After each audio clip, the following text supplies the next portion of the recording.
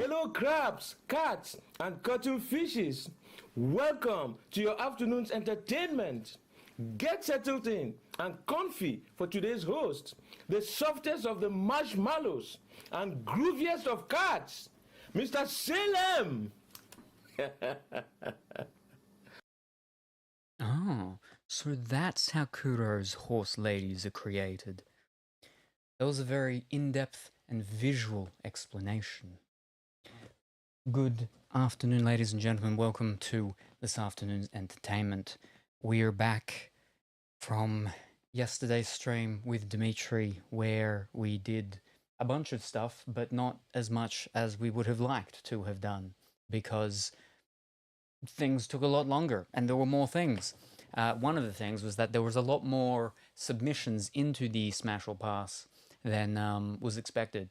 We only got about 2/3 of the way, so it has been reopened so people can put more submissions in the meantime, until we get to do it again next, which might be Saturday. Dimitri should be here Saturday, but it will depend on what we're doing. I'm not sure if we're going to continue with that on Saturday or if we will do the watch along with the spooky movie. I do need to do a poll thing so people can vote on if we do the Baby Zombies or if we do the Five Nights at Freddy's. Baby Zombies is Cooties with Elijah Wood, Frodo Baggins, and the Five Nights at Freddy's is the Five Nights at Freddy's movie based on Five Nights at Freddy's. So Cooties is a humorous one, but it does have the baby zombies, which are the two things that Dimitri does not like. And the Five Nights at Freddy's is a spooky one. I believe it's a Bloomhouse, something like that. So it's a spooky one that's not humorous, I think, as far as I know. Maybe. Anyway. Yes, we're back here today for the third reading thing of the Goosebumps spooky book, Give Yourself Goosebumps, number 3, Trapped in Batwing Hall.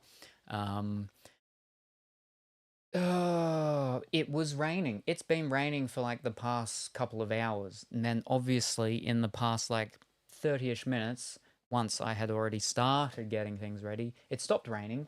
And now it is very bright. And it's getting quite humid. So yes, but it was too late. I already started getting everything sorted. Because it was going to be nice. It was going to be nice and raining and doomy and gloomy for reading spooky stuff for afternoon/evening sleep nap time. But that's not the case now, and now it's just very bright. Too bright. Anyway, so that's what we're going to be here for, so which means we won't be here for very long because we have 3 lives. I mean, maybe we might get through the book in our first life, and then it'll be a very short stream, or maybe we'll lose all 3 lives very quickly. Who knows?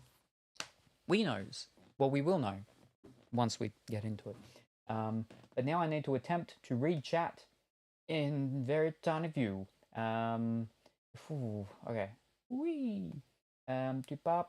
Congratulations, Colourful William, coming first. Hope you're going well and wonderful this evening. The places you went, our magical cat, from Smash or Pass to Anchovy Chat. No more moose debates, no wild art display, just cozy tales to whisk fears away. With sleepy time here and shadows so deep, one spooky story before you fall asleep. Will our dear Salem find slumber so sweet, or will frightful whispers make our hearts skip a beat? And congratulations, Krusty, on coming second. Hope that you're well and wonderful this afternoon. Hi, Salem. Good early morning, Kuro. Hope that you're wonderful and well today. Hi, Kuro. Hi, Salami. And thank you very much for the raid lit. I hope that you had a wonderful stream and are going very wonderful and well this evening. Hi, first, second, Salem. Good afternoon, Pongy. Hope that you're well and wonderful this afternoon. Hi, Krusty. Hi, Lit and Raiders. Hi, Colorfully Willy. Hi, Pongy. And then shouting out Lit. Oh my gosh, like Lit is totally a chill vibes guardian spirit. They're all about that Warhammer life, mini painting and karaoke.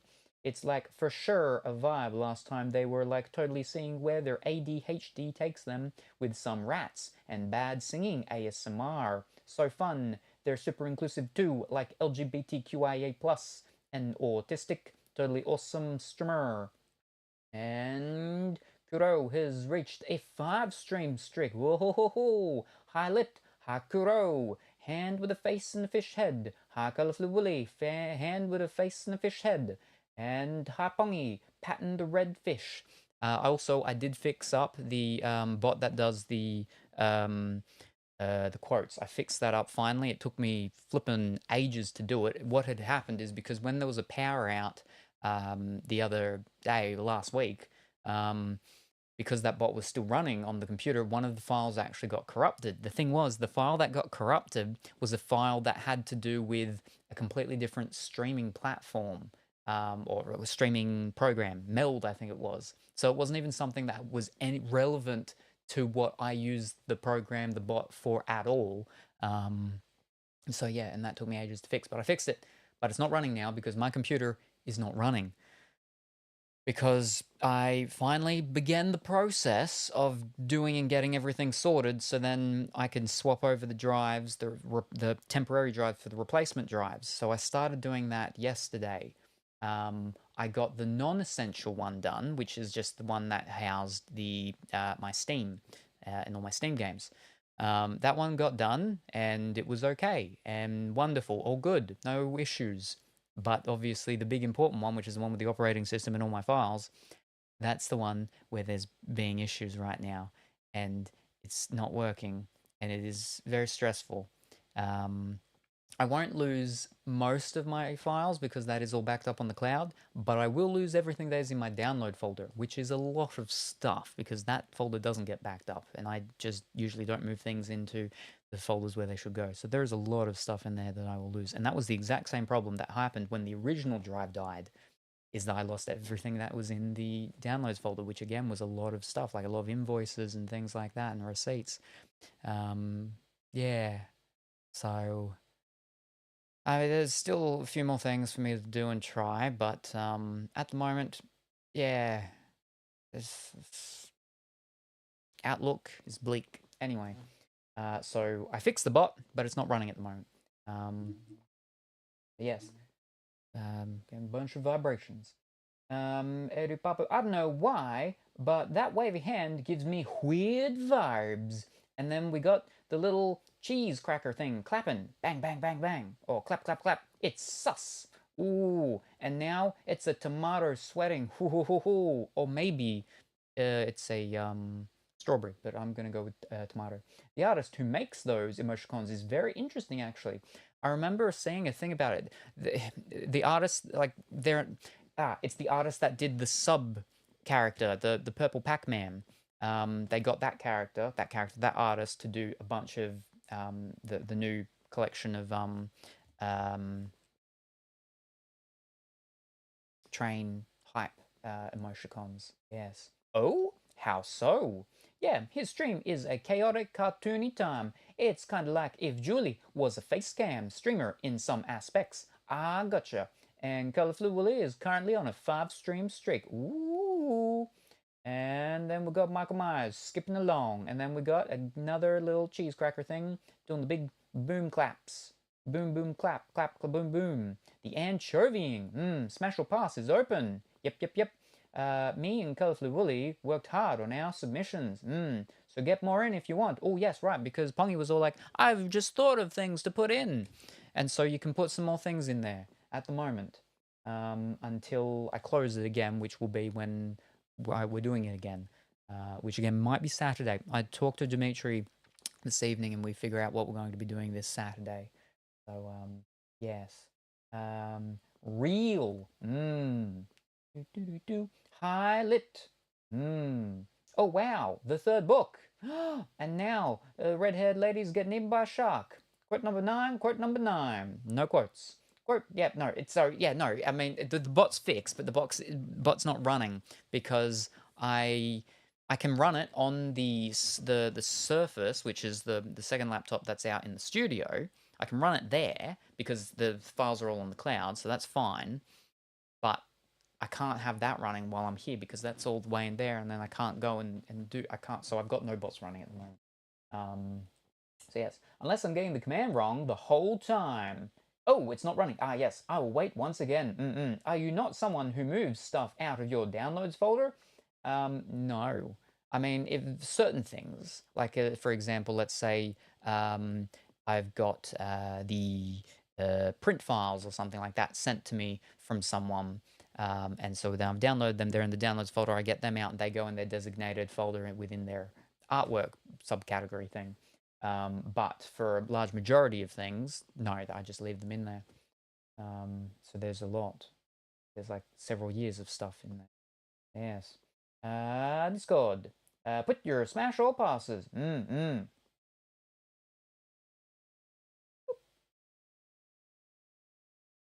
Oh, Coswell has already done that. I couldn't see that. All right.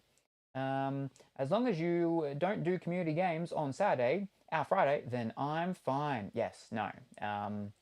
Because too many people would be, I believe, will be running around doing their spooky Halloweeny things. But see, that's sort of why I'm like, the spooky watch along thing could still work because well, I mean, it's Saturday. Saturday's a day in which you watch movies. But then for those playing at home, most people it will be Halloween, so that works as well. But also, the watch along, it's not going to be a very exciting stream. It's going to be you playing at home, watching Dimitri and I sitting on a lounge looking at the TV. That's it. I mean, the idea is for me to get it so that you can actually watch along in the Discord as well if you would like. But yeah, if I can't get that sorted, or people don't want to, then yeah, it's just you're just looking at Dimitri and myself watching the spooky movie. I don't know if I can figure out like things for people to do so people can like subscribe or cheer or something and do the jump scary things. But yeah, see that wouldn't work. Well, I mean, I haven't seen Cooties in a very long time, but I have seen it once. Dimitri hasn't seen either of them.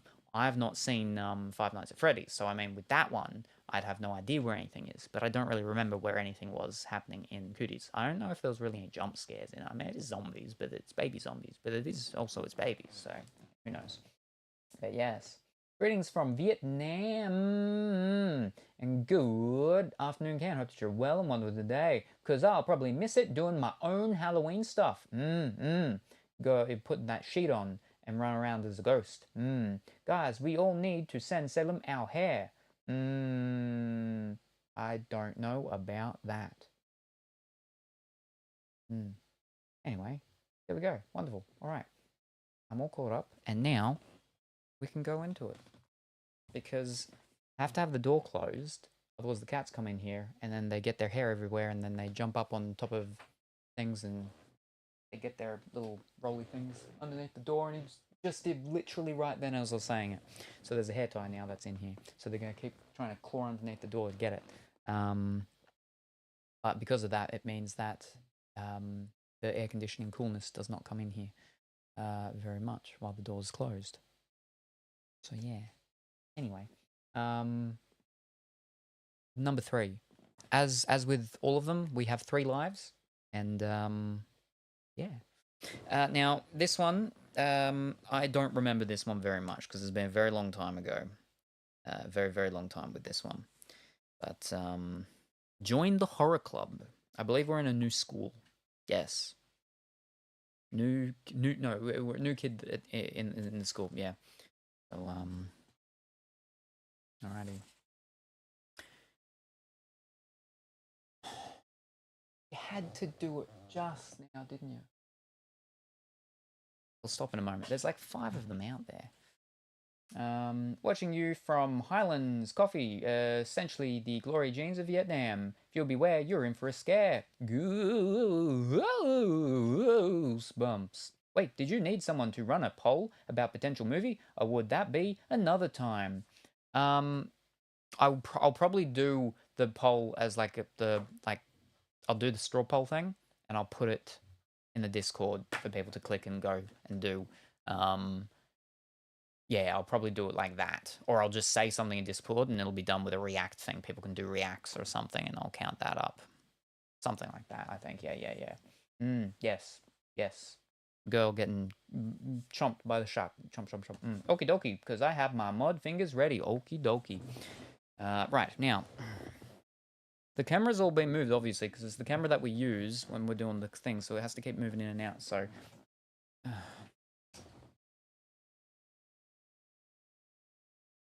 One of the other ones. Anyway.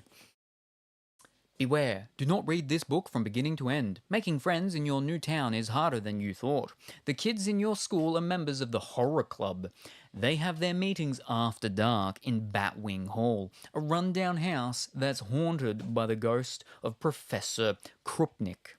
When the Horror Club decides to play a spooky game, you really want to join in, but then you found out you'll have to search the professor's cursed crypt in the cemetery, or face an ancient mummy, a witch, and a hungry werewolf, or the terrifying ghost of Professor Krupnik himself.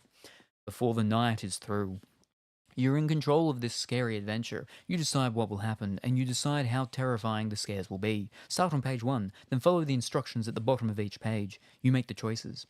If you make the right ones, you'll have a really cool adventure. If you make the wrong choices, beware. So take a deep breath, cross your fingers, and turn to page 1 now to give yourself goosebumps.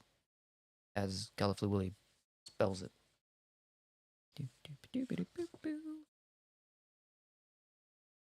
This town stinks. It's Friday afternoon, the end of your first week at your new school. Your family just moved to this town last month, and so far no one at the school has even tried to be your friend.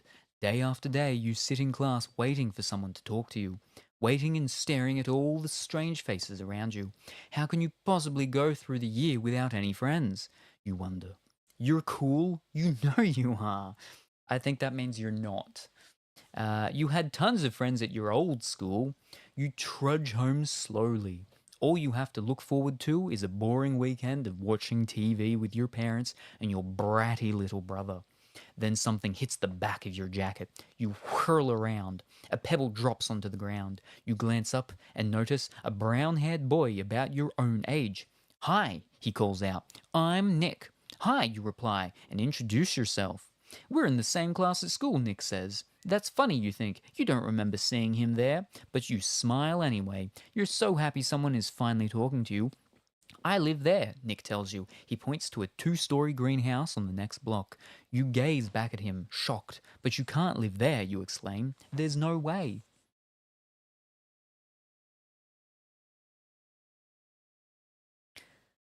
"What do you mean I can't live there?" Nick asks, laughing. "I know my own house." "I live next door," you tell him. You point to the red bricked house next to the green one. "The greenhouse has been empty all month. There hasn't been any lights on. No cars in the driveway. I was on vacation with my family. We got back last night," Nick says. "What do you think of school?" "Okay, I guess," you reply. You're afraid to say anything more. You never know. Maybe this kid Nick actually likes school. "Can you believe how much homework our teacher gave us this weekend?" Nick complains. He kicks a stone down the street as you walk. All the kids who had Mr. McCormick last year say he's really tough and mean, a total monster. You agree. The next thing you know, you and Nick are comparing favorite rock groups and comic books. Both of you collect Spider-Man comics. Nick has all the first issues from the last 5 years, too. "Comics are cool," Nick says. "But do you know what's even cooler?" "What?" you ask. "Horror stories," Nick exclaims. "In fact, He stops talking and stares at you.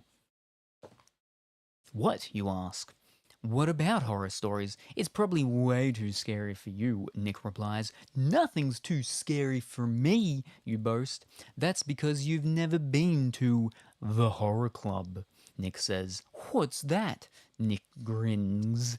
"It's a club I belong to. You've got to be really brave to be a member. When we meet, we tell spooky stories. Really scary." "Cool," you reply. "I love scary stories. Can I join?" "If you think you can handle it," Nick says. "We meet every Friday night at Batwing Hall. That's the deserted house at the end of our street. It was old Professor Krupnik's house. I've seen the house. It looks haunted, you tell Nick with a laugh. Don't laugh, he warns you. It is haunted. How many Oh no, here we go. This is the first time we don't get to make a choice, but we're not just going in consecutive order, at least. But still no choices. I feel like there could be a choice on this next one. We have to hurry to page 100.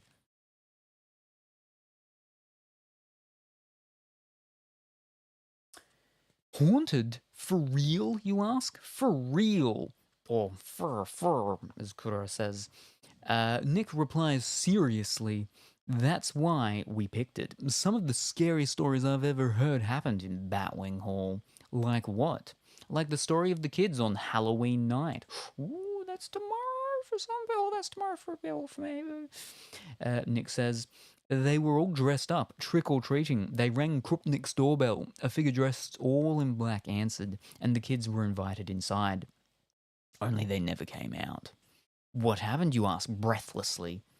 Nobody knows, Nick replies. But late at night you can still hear the kids' screams, horrible screams, and when the moon is full, some people say they've even seen creatures in monster costumes roaming about inside the house, trapped forever. Wow, great story, you say. It's not a story, Nick tells you. Being a member of the horror club can be dangerous, very dangerous. He pauses, then adds, today is Friday. We meet tonight. Do you want to come? What do you think? Risk it and go to the horror club tonight. Turn to page 17. Or say thanks anyway and go to page 91. Are we going to say thanks anyway? And Wait, hold up. No, it's... Wait. No, wait. Hold up. It's say thanks anyway and go. But I think it's say thanks anyway and go to the page. So I think it's thanks anyway, but we're not going. And the other one is risk it and go to the horror club tonight. Yeah. Do lots of intro. Halloween. Say thanks anyway. Thanks anyway. Until it tells us you're lame, you gotta go. Alrighty. Say thanks anyway. 91. Great choice. Now you're stuck at home with nothing to do. Sure, you can clean out your closet or play stupid board games with your little brother, but that doesn't change things. You still have no friends. You're still bored. But wait, you have one last chance. You hurry to the big yellow phone book. You look up Nick's phone number. You grab the phone and dial. It rings and rings. And then you hear Nick's voice. Hello? I mean, why couldn't you just walk next door? But okay. Finish your conversation on page 17. That's the page the other one sent this to, yeah. So this one didn't tell us that we were lame this time, so... The horror club sounds great, you tell Nick. Count me in. I'll meet you in front of your house at 9 o'clock tonight. Well, we got some time. Nick says... Oh, our house, okay. You agree and say goodbye. Then you rush into your kitchen to find your parents. You tell them you've made a friend and you've been invited to a club meeting. They're so happy for you. Of course, you don't tell them that the meeting is in a deserted, boarded-up old house. At 9 o'clock, you join Nick under the elm tree in your front yard. A skinny, fidgety girl with messy, long dark hair waits with Nick. This is Debbie, he tells you. She's a member of the club too. Dallas, I assume. Hi, Debbie says. You can barely see her face under all her thick hair, and she always seems to be squirming about. You wonder what's with this strange girl. You follow your new friends up to the hill at the end of the long, dark street. The further you go, the fewer houses there are. At the end of the road, all the streetlights are out. The sky is pitch black. If it weren't for Nick's flashlight, you'd probably trip over your own feet. There it is, Nick says, pointing. Batwing Hall. Turn to page 96.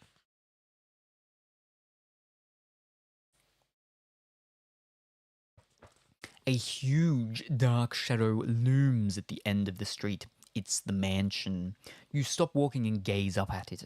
Nick shines his flashlight at the old house on the hill. Batwing Hall is a two-story, old-fashioned house. All the windows that aren't boarded up are broken. Loose shingles flap from the roof. Paint peels from the weathered sides of the house. It looks as if no one has lived there for hundreds of years. You climb up to the sagging porch with Nick and Debbie. Tall, overgrown trees and bushes cast eerie shadows across the deserted lawn. "Isn't this place awesome?" Debbie whispers to you. "Really cool," you agree. "This house has been empty for 2 years," Nick tells you, "ever since crazy old Professor Krupnik died. No one will buy it because it's haunted," Debbie explains. You notice she's chewing nervously at the end of her long hair. Yuck. "The front door was boarded up until we figured out how to pry it open," Debbie says. She points to the large wooden door. "Let's go." You take a step forward. "Stop," Nick shouts. "Get down, now." Okay, now our proper first choice. If you do as Nick says, hurry to page 19. If you ignore him and head for the door, we go to 85. So are we going to stop and get down? Or are we going to not stop and not get down and keep on heading for the door? 9 p.m. is late for a school-aged person. I mean, it is Friday, but yeah. I mean, meeting people that meeting one person that you'd only just met, but also then another person was there that you didn't know about. Maybe not to sleep, but to be like out. Door. Ignore him. Stop and get down. Door. All right, so we got 3 doors. Good afternoon, Dimitri. So we're going for the door. Ignore him and go for the door. 85.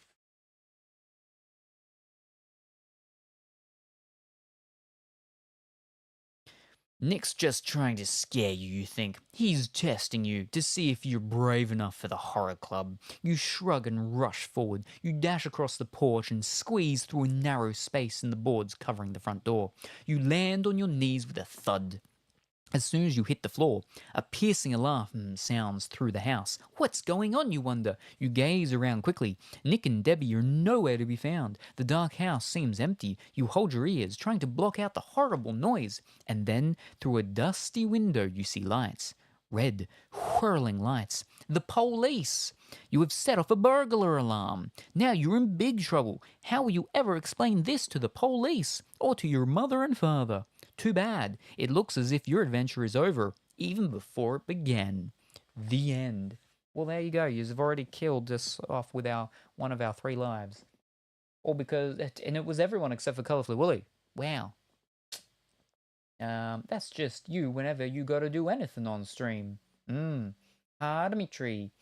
Hello all. Hi, Pongy. And yes, Colourfully Willy. Ho ho. Flippin' knew it. Well, fiddlesticks. So that's life 1 down.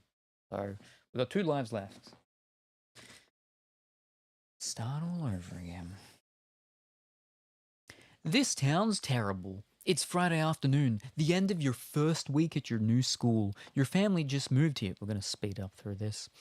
Your family just moved here to this town last month, and so far no one at school has even tried to be your friend. Day after day, you sit in class waiting for someone to talk to you, waiting and staring at all the strange faces around you. How can you possibly go through the year without any friends, you wonder? You're cool. You know you are. You had tons of friends at your old school. You trudge home slowly.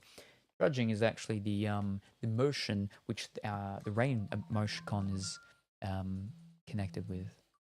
Oh my god, a phone call. All you have to look forward to is a boring weekend of watching TV with your parents and your bratty little brother. Then something hits the back of your jacket. You whirl around. A pebble drops onto the ground. You glance up and notice a brown-haired boy about your own age. "Hi," he calls out. "I'm Nick." "Hi," you reply, and introduce yourself. "We're in the same class at school," Nick says. "That's funny, you think. You don't remember seeing him there, but you smile anyway. You're so happy someone is finally talking to you. "I live there," Nick tells you. He points to a 2-story green house on the next block. You gaze back at him, shocked. "But you can't live there," you explain. "There's no way."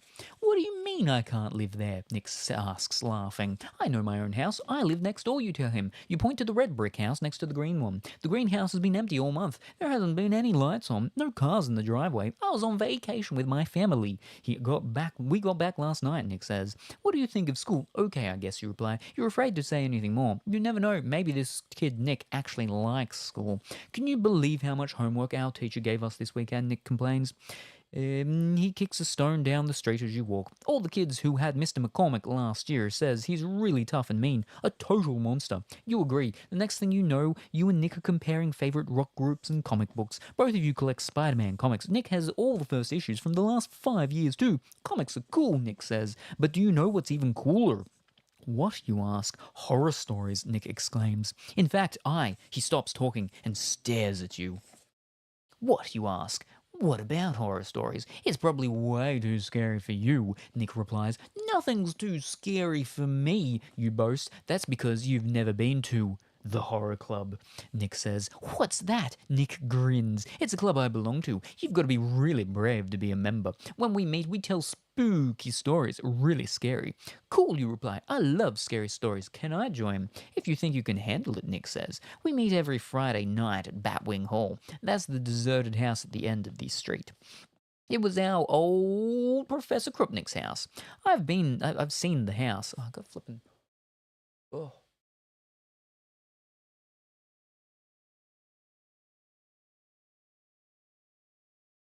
I've seen the house. It looks haunted, you tell Nick with a laugh. Don't laugh, he warns you. It is haunted. Woo!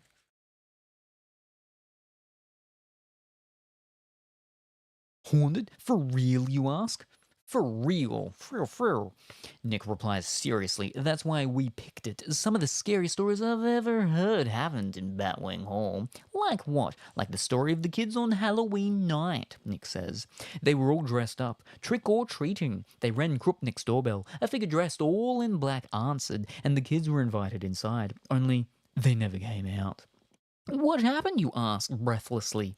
Nobody knows, Nick replies. But late at night you can still hear the kids' screams. Horrible screams. And when the moon is full, some people say... Because I do have the fan on slightly, so it's blowing like bits of dust around. There's a bit of stuff about it. When the moon is full, some people say they've even seen little creatures in monster costumes roaming about inside the house, trapped forever. Wow, great story, you say. It's not a story, Nick tells you. Being a member of the horror club can be dangerous. Very dangerous. He pauses, then adds, Today's Friday. We meet tonight. Do you want to come? What do you think? Risk it and go to the horror club tonight? And we go to page 17. Or say thanks anyway and go to page 91. Well, we said thanks anyway last time. And it sent us to risk it and go to the horror club anyway. So this is not the real choice. So we're risking it anyway. Woo. The horror club sounds great, you tell Nick. Count me in. I'll meet you in front of your house at 9 o'clock, Nick says. You agree and say goodbye. Then you rush into your kitchen to find your parents. You tell them you've made a friend and you've been invited to a club meeting. They're so happy for you. Of course, you don't tell them that the meeting is in a deserted, boarded-up old house. At 9 o'clock, you join Nick under the elm tree in your front yard. A skinny, fidgety... I'm not seeing any little things. I think that was the follow though, but thank you for whoever followed. Very much appreciated. My thing's not giving me any little what's... Oh, because the bot's not on, that's why.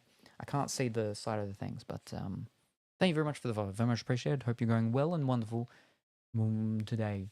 There we go. Touch. It's a bit up. Where was I? Fish. Roger's Kitchen, 9 o'clock you joined, alright, skinny fidgety girl, messy long hair, waits with Nick. This is Debbie, he tells you. She's a member of the club too. Hi, Debbie. Hi, Debbie says. You can barely see her face under all her thick hair. She always seems to be squirming about. You wonder what's with this strange girl. You follow your new friends up the hill to the end of the long, dark street. The farther you go, the fewer houses there are. At the end of the road, all the streetlights are out. The sky is pitch black. If it weren't for Nick's flashlight, you'd probably trip over your own feet. There it is, Nick says, pointing. Batwing Hall. All right. Whoop.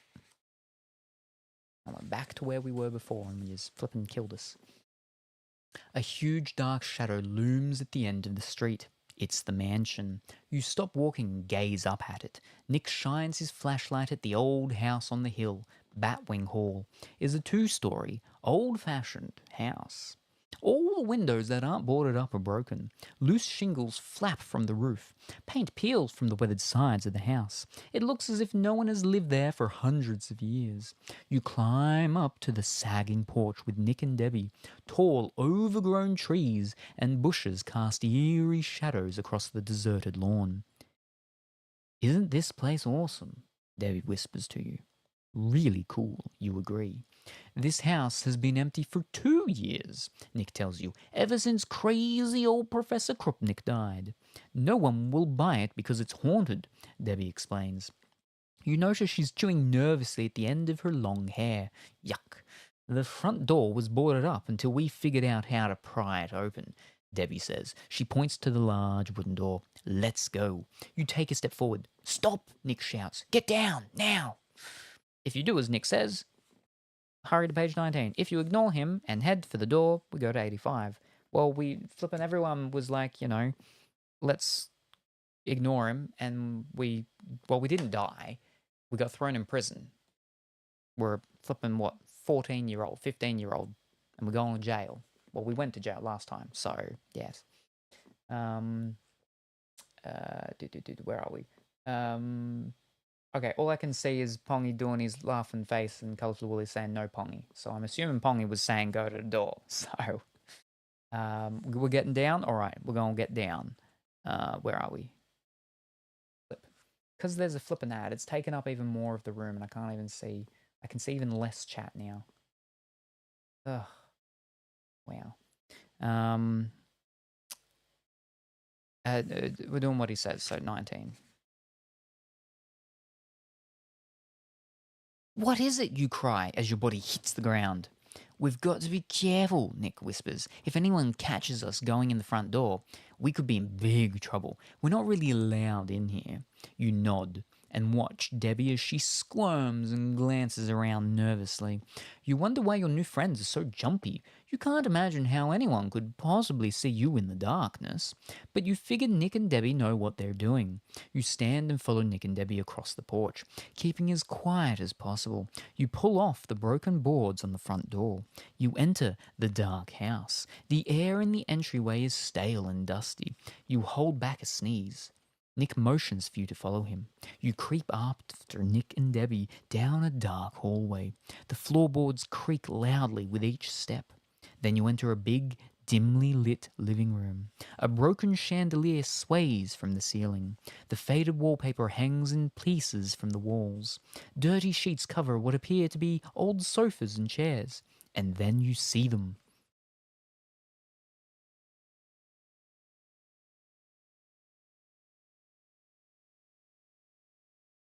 Four kids sit in a circle on the living room floor. A big yellow candle flickers in the center. They all turn and stare at you. No one seems happy to see you. You stand awkwardly as Nick introduces you and says, "This is our newest member." "What are you talking about?" cries a girl with short, curly red hair. She glares at you. "I've brought a new member to the horror club," Nick repeats. "Not today," exclaims a large boy with bulging arm muscles. "Why not?" Debbie asks, squirming next to you. "Didn't anyone tell you?" asks another girl. "Tonight's the special night. You've got to get that kid out of here. We're not telling stories tonight. The plan has changed." Discover what's happening tonight on page 128.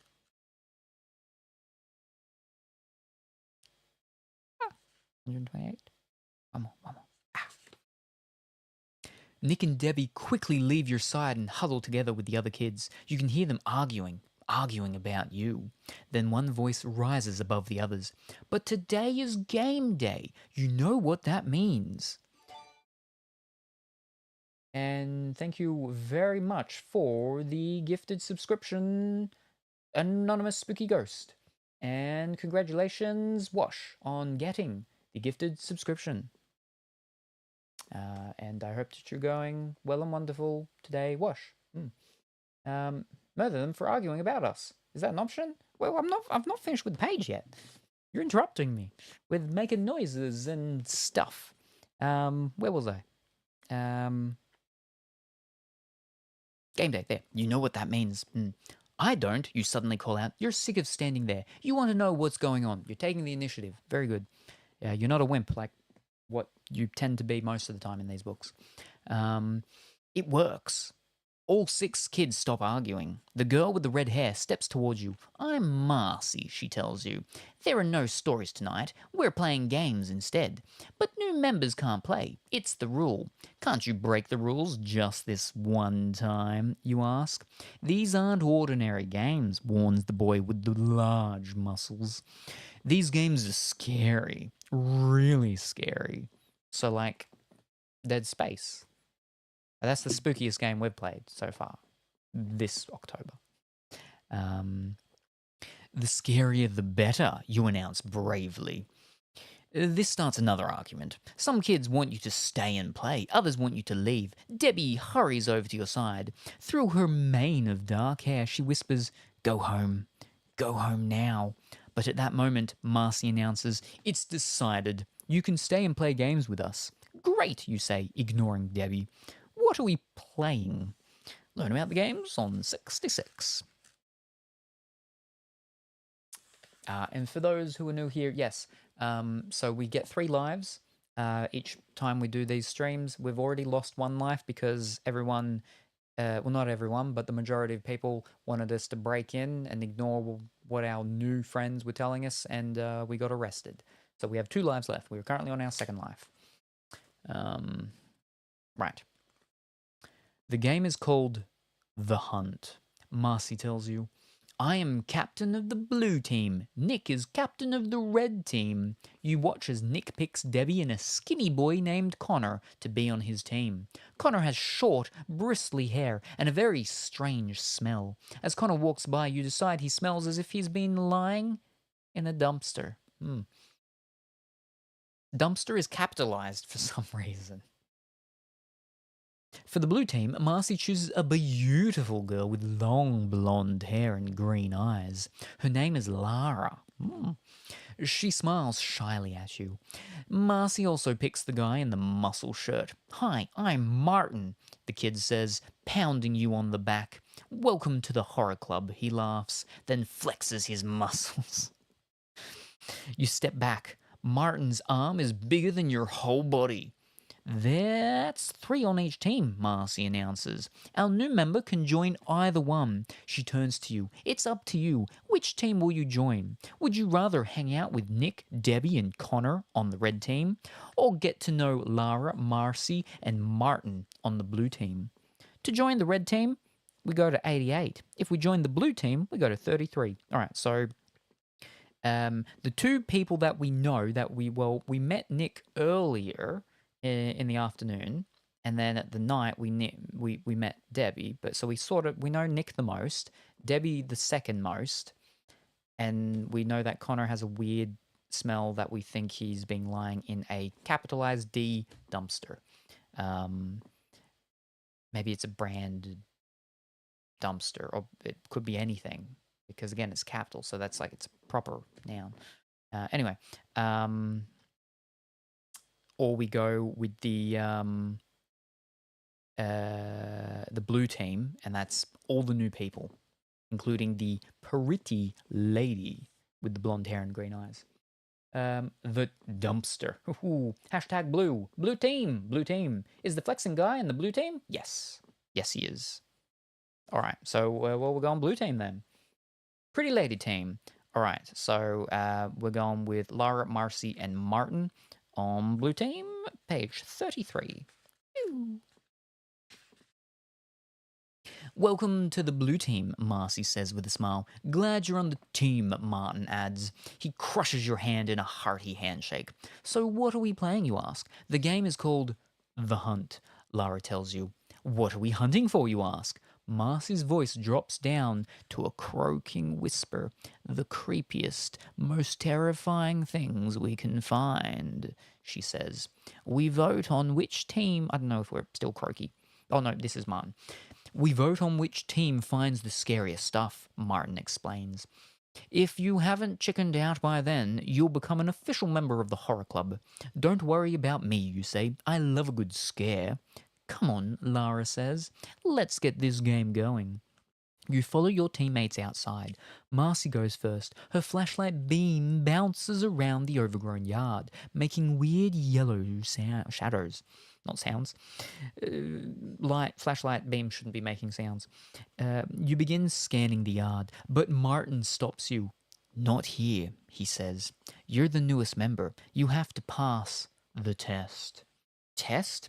You don't like the sound of that. Martin grins and points across the street. You go there. The cemetery. Do-do-do-do.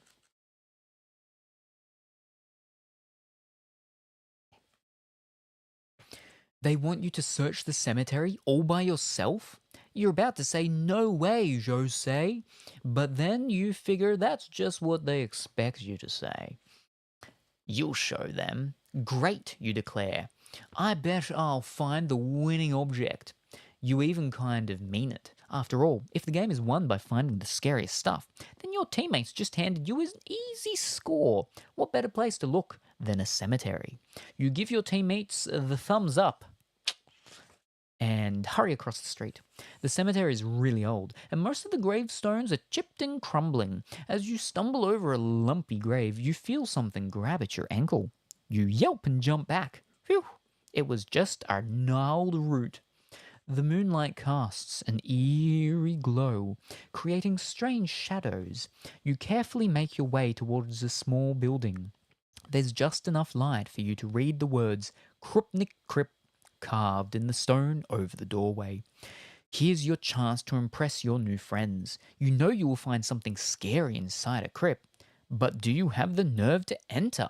This isn't a choice. You're just asking yourself that. We're going to find out on page 69. You approach the heavy stone door of the crypt. Instead of a doorknob, it has a thick iron ring. Chiseled into the stone above the ring are these words: Who turns the stone will grow bat bones. What could that possibly mean, you wonder? A sudden movement draws your attention. Near the top of the crypt, you see a small hole, about your size. While you watch, a tiny black bat flies out of the hole and flutters off into the night. Outrageous, you think. Maybe you can catch a bat inside the crypt. That would win the contest for sure and be very dangerous. But how will you get inside? The door is covered in cobwebs. Obviously, it hasn't been opened in a long time. Maybe you could climb to the top of the crypt and crawl in through the hole the bat came out of. Or maybe you should just try to pull the big stone door. It might work. Which will you try? Here we go. If you crawl in through the hole, we go to 32. If you try to open the stone door, we go to 9. Now remember, through the hole came out a bat. But there was, who turns the stone will grow bat bones. So, hashtag nice. It's Bat Appreciation Week. Don't catch them, just love them. Crawl through the hole. Alrighty, we're going to crawl through the hole. Crawl through the hole, 32. Hole. Alright, we're going the hole.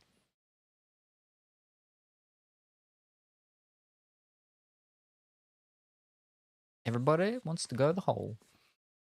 You've decided to climb into the crypt through the hole.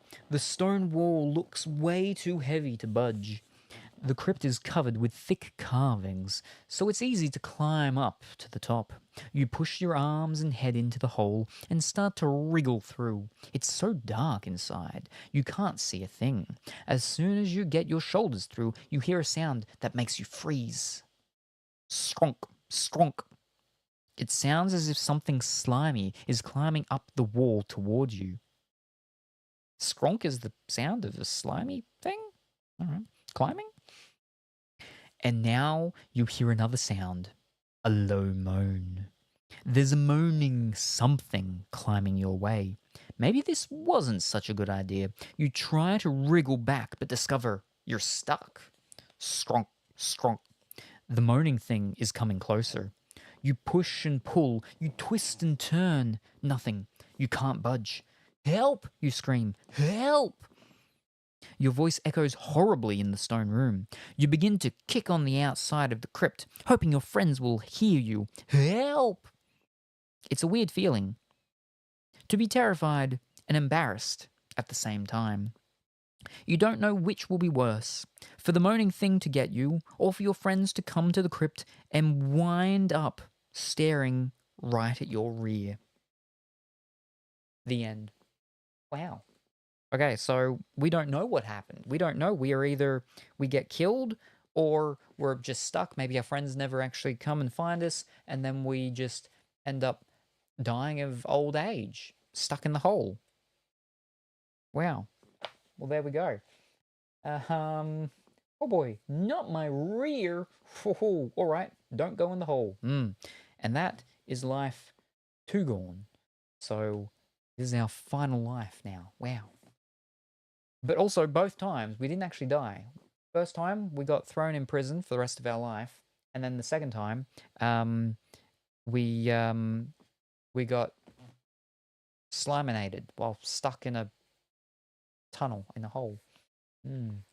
It could have been your friends playing with you as a joke. Maybe.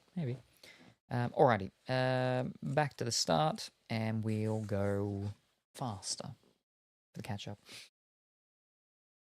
Oh, this town's atrocious. It's Friday afternoon, the end of your first week at your new school. Your family just moved to this town last month, and so far no one at the school has even tried to be your friend. Day after day, you sit in class waiting for someone to talk to you, waiting and staring at all the strange faces around you. How could you possibly go through the year without any friends? You wonder. You're cool. You know you are. You had tons of friends at your old school. You trudge home slowly. All you have to look forward to is a boring weekend of watching TV with your parents and your bratty little brother. And then something hits the back of your jacket. You whirl around. A pebble drops on the ground. You glance up and notice a brown-haired boy about your own age. Hi, he calls out. I'm Nick. Hi, you reply and introduce yourself. We're in the same class at school, Nick says. That's funny you think you don't remember seeing him before, but you smile anyway. You're so happy someone is finally talking to you. I live there, Nick tells you. He points to a 2-story greenhouse on the next block. You gaze back at him shocked. But you can't live there, you exclaim. There's no way. What do you mean I can't live there, Nick asks, laughing. I know my own house. I live next door, you tell him. You point to the red brick house next to the green one. The greenhouse has been empty for all month. There's never been any lights on, no cars in the driveway. I was on vacation with my family. We got back last night, Nick says. What do you think of school? Okay, I guess you reply. You're afraid to say anything more. You never know. Maybe this kid Nick actually likes school. Could you believe how much homework our teacher gave us this weekend? Nick complains. He kicks a stone down the street as you walk. All the kids who had Mr. McCormick last year say he's really tough and mean. A total monster. You agree. The next thing you know, you and Nick are comparing favorite rock groups, comic books. Both of you collect Spider-Man comics. Nick has all the first issues from the last 5 years too. Comics are cool, Nick says. But do you know what's even cooler? Ice cream. What, you ask Nick? Horror stories. Nick exclaims, in fact, He stops talking and stares at you. What, you ask? What about horror stories? It's probably way too scary for you, Dimitri, Nick replies. Nothing's too scary for me, Dimitri boasts. That's because you've never been to the Horror Club, Nick says. What's that? Nick grins. It's a club I belong to. You've got to be really brave to be a member. When we meet, we tell spooky stories. Really scary. Cool, you reply. I love scary stories. Can I join?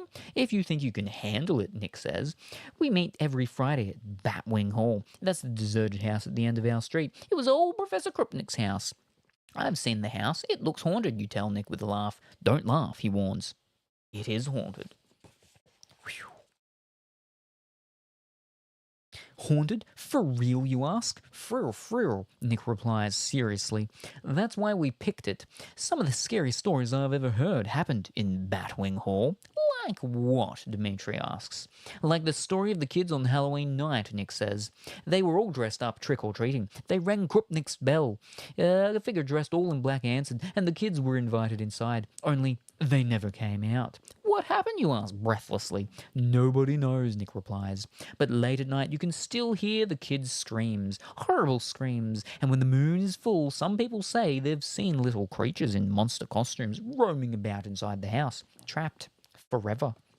Wow, great story, you say. It's not a story, Nick tells you. Being a member of the horror club can be dangerous. Very dangerous. He pauses, then adds, Today is Friday. We meet tonight. Do you want to come? What do you think? Risk it and go to the horror club? Yep, we're doing it because there's a bit of up. Woo. Because the other one sends us there anyway. The horror club sounds great, you tell Nick. Count me in. I'll meet you in front of your house at 9 o'clock tonight, Nick says. You agree and say goodbye. Then you rush into your kitchen to tell your parents. You tell them you've made a friend and you've been invited to a club meeting. They're so happy for you. Of course, you don't tell them that the meeting is in a deserted, boarded-up old house. At 9 o'clock, you join Nick under the elm tree in your front yard. A skinny, fidgety girl with messy, long, dark hair waits with Nick. This is Debbie, he tells you. She's a member of the club too. Hi, Debbie says. You can barely see her face under all her thick hair, and she always seems to be squirming about. You wonder what's with this strange girl. You follow your new friends up the hill to the end of the long, dark street. The farther you go, the fewer houses there are. At the end of the road, all the street lights are out. The sky is pitch black. If it weren't for Nick's flashlight, you'd probably trip over your own feet. There it is, Nick says, pointing. Batwing Hall.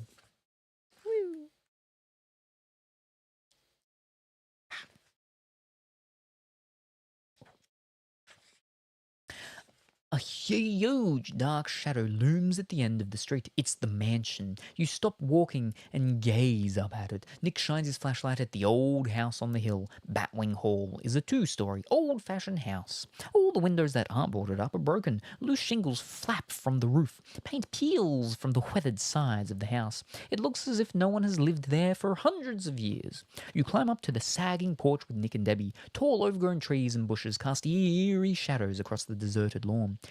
Isn't this place awesome? No, isn't this place awesome? Debbie whispers to you. Really cool, you agree. This house has been empty for 2 years, Nick tells you. Ever since crazy old Professor Krupnik died. No one will buy it because it's haunted, Debbie exclaims. You notice she's chewing nervously at the end of her long hair. Ugh. The front door was boarded up until we figured out how to pry it open, Debbie says. She points to the large wooden door. Let's go. You take a step forward. Stop, Nick shouts. Get down, now. Are we going to do what Nick says, or are we going to ignore him? Well, we know, because it's still the same session, that if we ignore him, we get thrown in prison for life. So we're going to do what he says. So this is not a choice. Yeah, that we get to make. What is it, you cry, as your body hits the ground? We've got to be careful, Nick whispers. If anyone catches us going in the front door, we could be in big trouble. We're not really allowed in here. You nod. And watch Debbie as she squirms and glances around nervously. You wonder why your new friends are so jumpy. You can't imagine how anyone could possibly see you in the darkness. But you figure Nick and Debbie know what they're doing. You stand and follow Nick and Debbie across the porch. Keeping as quiet as possible, you pull off the broken boards on the front door. You enter the dark house. The air in the entryway is stale and dusty. You hold back a sneeze. Nick motions for you to follow him. You creep after Nick and Debbie down a dark hallway. The floorboards creak loudly with each step. Then you enter a big, dimly lit living room. A broken chandelier sways from the ceiling. The faded wallpaper hangs in pieces from the walls. Dirty sheets cover what appear to be old sofas and chairs. And then you see them.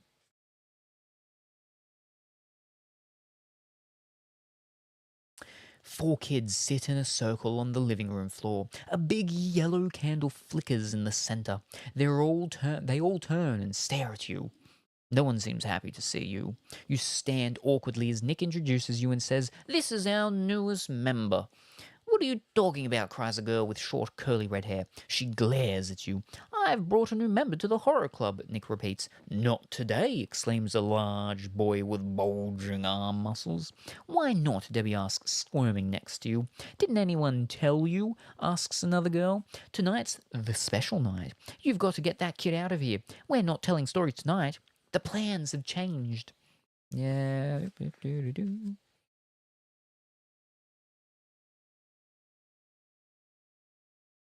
Nick and Debbie quickly leave your side and huddle together with the other kids. You can hear them arguing about you. Then one voice rises above the others. But today is game day. You know what that means. I don't, you suddenly call out. You're sick of standing there. You want to know what's going on. It works. All 6 kids stop arguing. The girl with the red hair steps towards you. I'm Marcy, she tells you. There are no stories tonight. We're playing games instead, but new members can't play. It's the rule.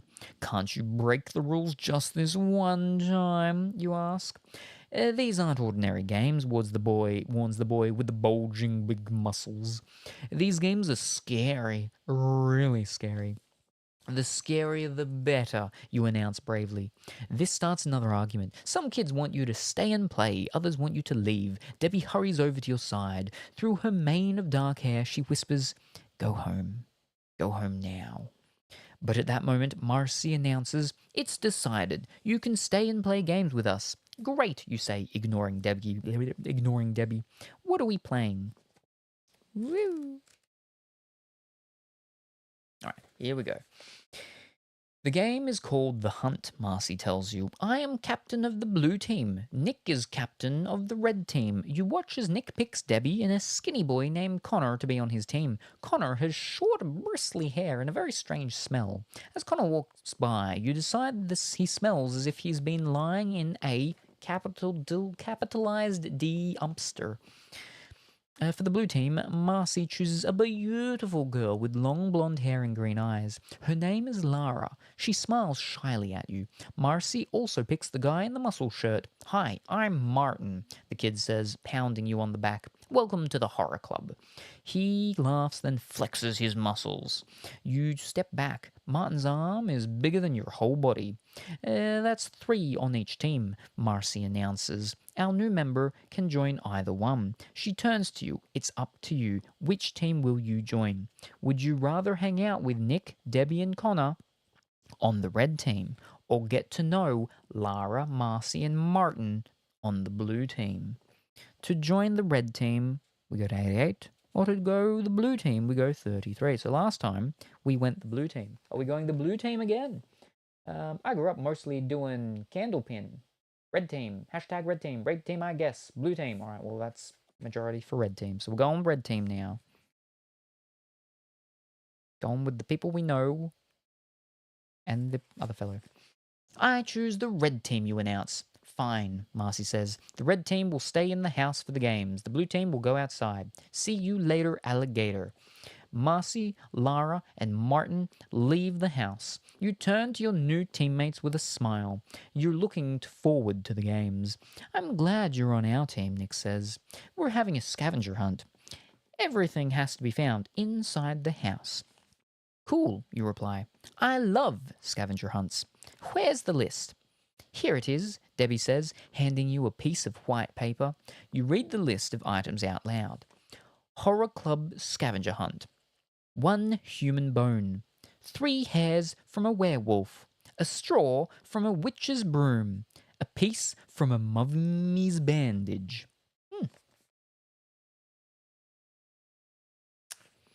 You read the list again, then you start to laugh. These guys really take this horror club stuff seriously, you think. Still laughing, you point to the list and say, Great joke. Very funny. Why are you laughing? Connor demands. This list, it's a riot, you reply. You wonder why no one else has even cracked a smile. It's not a joke, Nick insists. That's the list for our scavenger hunt. Give me a break, you say. You expect me to believe that? Where would I find those things? In this house, Debbie replies matter-of-factly. Yeah, right, you scoff. I'm supposed to believe that there really are werewolves and witches and mummies. It's true, Connor says. Do you want me to prove it? Nick asks with an evil grin. A very evil grin. What is Nick up to? Let's find out on page 47.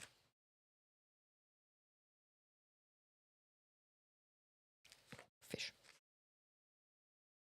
Okay, you say, go ahead. You asked for it, Nick says. He glances at Debbie and Connor. They nod with excitement. What's going on, you wonder? Slowly, Nick brings his hands up to his cheeks. He hooks his thumbs under his chin and rips his face right off. You gasp. The head of a green... I don't know what that is. There's no thingy there. Fish, where was it? You gasped, right. The head of a green-skinned reptilian monster stares out at you from the top of Nick's body. Slimy scales cover his face and begin to spread down his arms and hands. Nick? You choke out. The monster grins at you with 6-inch long fangs. Its beady yellow eyes gaze at you hungrily. You turn to Debbie and Connor and scream. They are peeling off their kid faces too. You gape in horror at Debbie. Her skin is now purple and covered with hideous, oozing warts.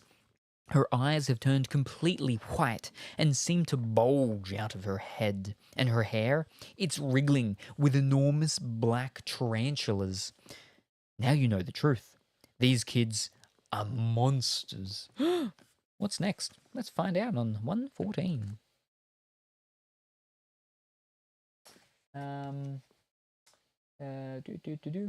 The head of a... Ooh, wow. Are we about to be eaten? What was that noise, though? Also, hi, Bwib. Oh, thank you very much for the resubscription. BWB. It was a resub from Bwib. Ah, yes, thank you very much. Did it? Oh, no, it's because the bot's not gone, is it? That's why there was no thing, right? Oh, no, there it was. I see. Yes, now, there. Told you, Nick's evil. Kill him with mango. Ah. I don't know if that'll work. I bet it will be. With the waving hand with the face. Right. You turn and sprint for the front door, but the entrance is blocked by Connor. He grabs your shoulder, and you nervously stare up at him. Way up. Connor has turned into a 7-foot-tall giant with one red eye in the middle of his forehead, and the stench coming off his body is unbearable. Where are you going, he growls. I need to go home, you mumble. You duck under Connor's massive arm and lunge for the doorknob, and miss. The monster that used to be Nick beats you to it. Nick locks the door and says, "Not so fast. It's time for the scavenger hunt." Scavenger hunt? There's no way you're sticking around to play a game with monsters. Unless this is all a joke. Hey, that's it, you think. It's all a joke. They must be wearing monster costumes. No, you think again. They can't be wearing costumes. They're way too real looking. Quick, you have to make up your mind. If you're sure it's all a joke, we go to page 13. If you believe the monsters are real, we go to page 71. All right. Is this all just a joke? Are they just all playing a joke on the new kid? Or are they actually monsters? Are they real monsters? Are they really monsters? Believe them. Hi everyone, I'm in bed, so won't be active. No worries. But I hope you're going well and wonderful this early morning, Big White Bear. Monsters are real. What? Yeah, monsters are real, but not aliens. Whoa. Their transformations sounded pretty real. Oh. But aliens aren't. Yeah, apparently. Alright, so we've got 2 for monsters are real, 1 for joke. Okie dokie, so we're going with they're real. With monsters, 71.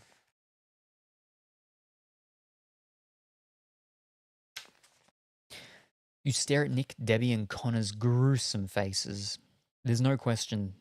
They're monsters. Ah, real monsters. Let me out of here, you cry. Nick still blocks the door. You spot a window in the living room. You take a deep breath and race for it. You're fast. You always win the 50-yard dash at school, but against these monsters, you're not fast enough. Debbie easily beats you to the window. The tarantulas scurry through her spiderweb hair as she cackles. There's no way out. Please, let me go home, you plead. I won't tell anyone your secret. Just let me go. No way, Nick cries as he enters the living room with Connor. There's no escape from the horror club. Well, Debbie says, that's not exactly true. There is one way out. You gaze around the room, searching frantically for an exit. The three monsters circle you. You don't see any way past them. Where is it? You ask. How do I get out? Nick glares at Debbie. Your only hope, Debbie says, ignoring Nick, is to play the game. Go to page 48. Wow. What game, you ask Debbie, your voice trembling. The scavenger hunt, she declares. If you can find all 4 items on the list before midnight, Nick adds, then we'll let you go. If you fail, you'll be trapped here with us forever and turned into a monster. Not much of a choice, huh? Your knees shake as you review the scavenger list in your mind. Where will you ever find werewolf hair and mummy bandages? Then again, you don't have many options. But maybe you think you can use the time to search for an open window and escape. You've only got 2 hours, Connor growls, looking at the tiny watch on his huge wrist. You'd better get started. You can begin here on the main floor or go upstairs, Nick tells you, his reptile tongue darting in and out of his mouth. It's your choice. Stay on the main floor. Turn to page 11. Try your luck upstairs. Turn to page 111. So we could stay on the main floor or head upstairs. They were. Oh, okay, never mind. Take the monster's items. Wait, what? That's not an option. What? This character is extra. Try to escape. Main floor.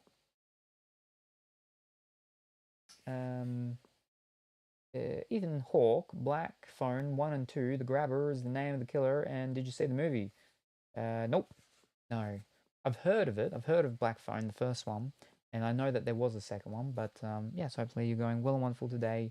Cuphead. Main floor? Alright, 2 for main floor. Stay on the main floor. Page 11.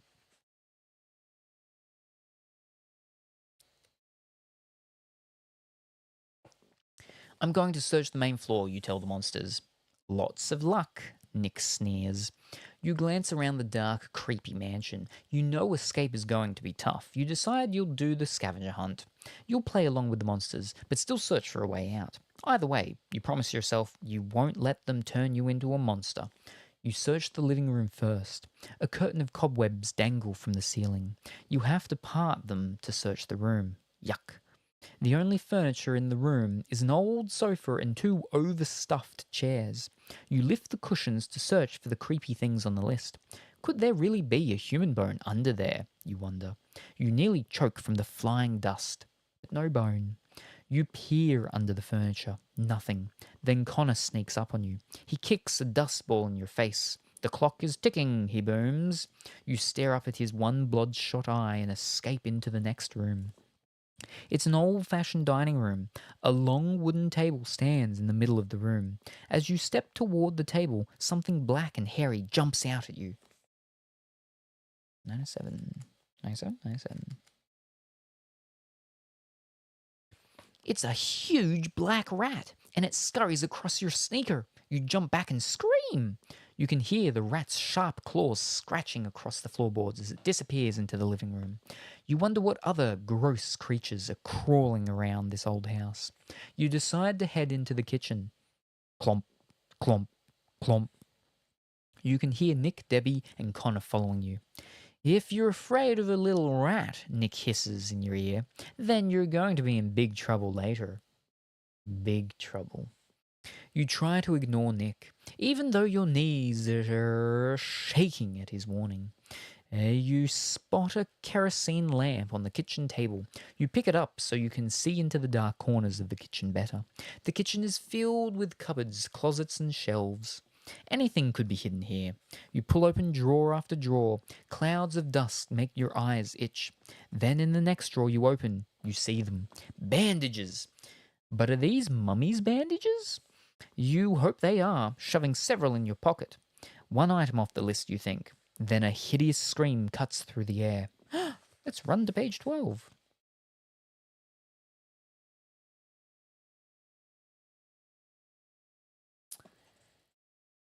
Could it be a human scream? You've never heard a human scream that sounds like that. You whirl around in the direction of the scream. Debbie, Debbie is the one screaming. No, she shrieks again and hurries over to you.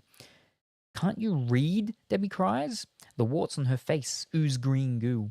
This is not what you want. These aren't mummy bandages. Debbie snatches the bandages from your pockets and tosses them on the floor. Don't waste time, she cries. You step back and try to think. There's no way to escape from the kitchen. Connor is guarding the doors, and Nick is by the window. You have to find the items on that list. You gaze around and then head for a tall, narrow closet and freeze in horror. A thick pool of something red and sticky is seeping under the door. It looks like blood. What do you do now? To open the closet door, we go to 83. To go back and check the dining room again, we go to 78. All right, are we going to open the closet door with this thick red stickiness that is seeping from underneath it? Or are we going to go back to the dining room again? Food. Hi, Dimitri. Okay, good night, y'alls. I go to bed now. Alrighty, no worries. Thank you very much for stopping by, Kuro. Very much appreciated. Hope you have a wonderful and fantastic sleep, and we look forward to seeing you next time. Bye for now. Bye. Open the door. Open the door. Open the door. Dining room. Okay, fish. Now we're split even. 1-1. We need a decider. Ha, Kuro. We gonna open the closet door with the gooness underneath, or we're going back to the dining room? Not Kuro.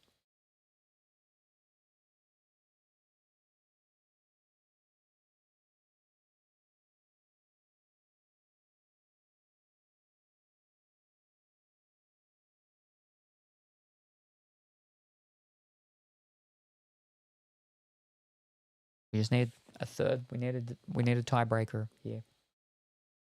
Are we gonna open the closet door? Or are we gonna go back to the dining room? Well. Well.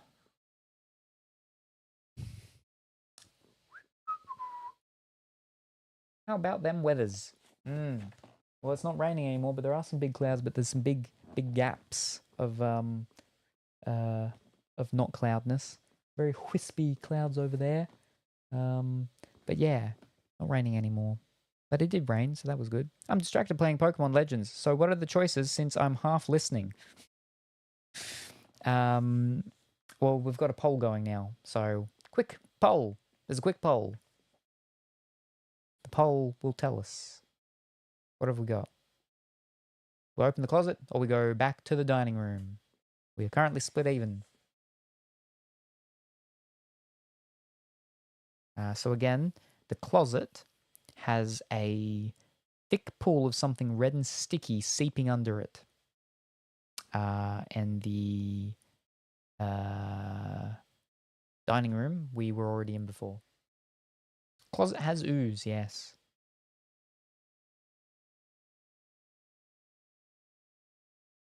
Look, I was never much for being in closets. 10 seconds.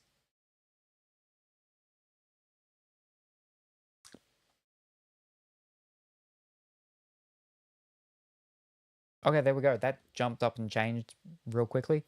We're opening the closet. I'm back with food. Oh. Pongy just came from his own closet, his own pantry. All right, so we're open the closet door 83. And welcome back, Pongy, with food. What food did you get?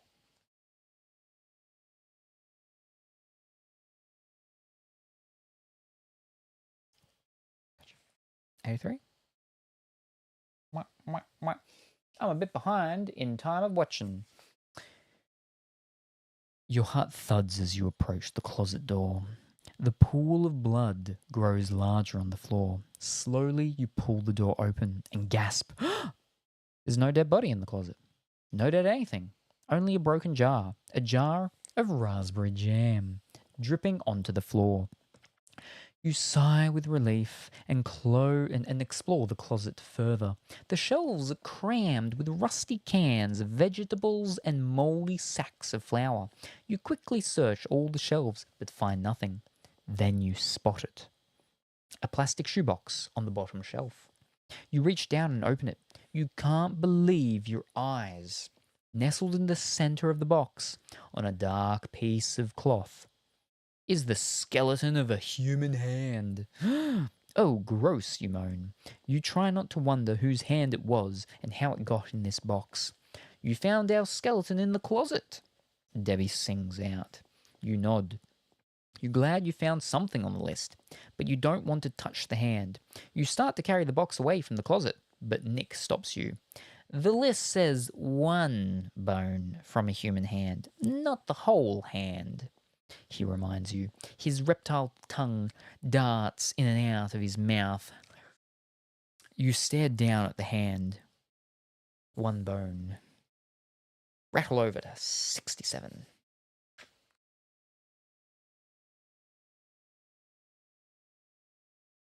You need only one bone. You take a deep breath and grab hold of the skeleton hand. The yellowed fingers feel icy cold. You grasp the pinky and twist. It comes loose with a sickening snap. You drop it in your pocket and try not to think about it too much. You glance at the list again. Now all you have to do is find the 3 other items. 3 hairs from a werewolf, a straw from a witch's broom, and a piece from a mummy's bandage. The faster, the better, you think. Pardon me. You dart out of the kitchen and return to the dining room. Psst, psst. You gaze around nervously. Over here, Debbie whispers from a shadowy corner. Find out what Debbie wants on page 6. Debbie is standing by herself in the corner. You figure Nick and Connor must still be in the kitchen. You approach cautiously. Do you really think this scavenger hunt is for real? She asks, glancing towards the kitchen. Yeah, you say. You guys promised that you'll let me go if I find the items by midnight. Debbie starts laughing, a hideous cackling laugh. Fool, she cries. It's a joke. You're never going to make it out. You don't know whether to believe her or not. What do you mean, you ask? Debbie slithers closer. I'm on your side. I'm on your side, she whispers. I used to be a regular kid like you. Then I joined the horror club. Now look what's happened to me. You stare in amazement at Debbie's hideous monster face. Is she for real? Was she really once a kid like you? I want to help you, she says. If you follow me, I'll help you escape. If you think Debbie is telling the truth, follow her. On page 86. If you think it's best to continue the hunt, go to page 16. Alright, so what are we going to do? Are we going to... Oh, do we believe Debbie? She's trying to help us? Are we going to follow her? Or are we like, nah. I'm going to keep doing the hunt. Hunt. Continue the hunt. By the way, trust Debbie. Alright, well that's 2 hunts, so we're going to do the hunt. Wait, hold up. Hunt. Continue the hunt. Trust. Okay, yeah, no. 2 for the hunt. Right. Let's find out. 86. No, wait. No. Hunt. Continue the hunt, not 86. 16. Yeah.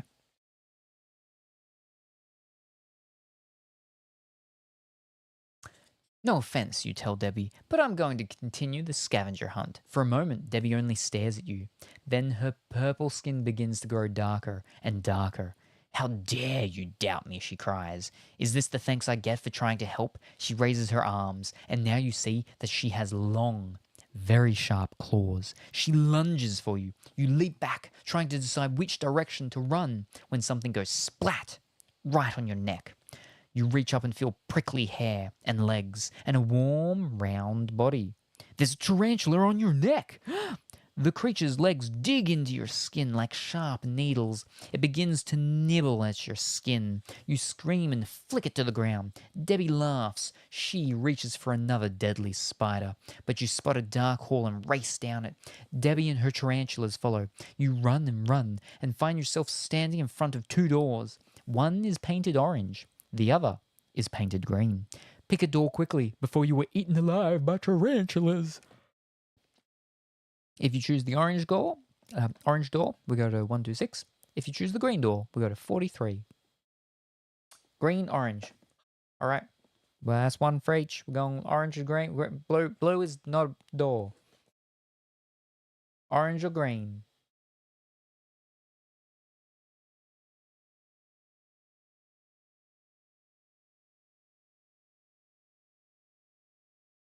Blue and yellow.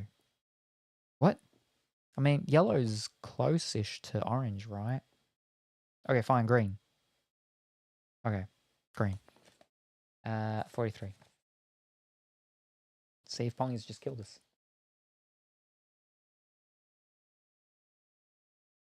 You pull open the green door. You find yourself back in the living room. This house is like a never-ending maze, you think. You glance behind you. No sign of Debbie, Nick, or Connor. You check your watch. It's 10 to 11. You have only a little over an hour before you turn into a monster. You're trying to decide what to do next when you hear a strange noise. Thump, thump, scrape. The noise grows louder and louder. Thump, thump, scrape. You slowly turn and find yourself staring at a mummy, a 6-foot tall mummy wrapped in old yellow bandages that are starting to unravel. Its eyeless, mouthless, bandaged face seems to stare back at you. A sour smell invades your nostrils, the smell of decay, of rotting flesh, of death. You gag and hold your nose. Then the mummy turns stiffly and disappears down a hallway. You don't want to follow it, but you need mummy bandages for the scavenger hunt. You have to follow it. You have no choice. Go to page 26.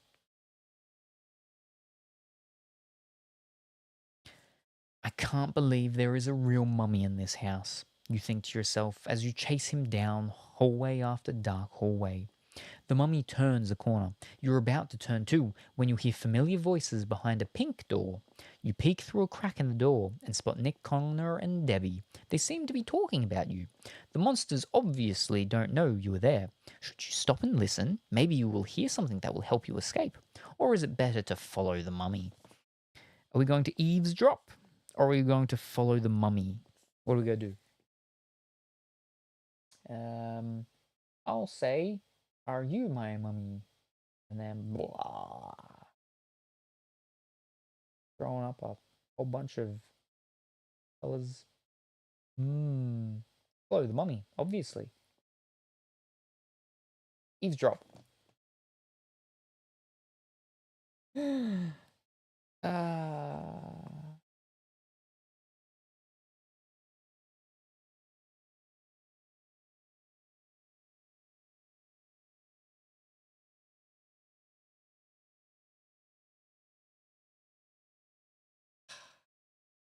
we've survived quite long with this one. Follow while I listen from doing the trailer.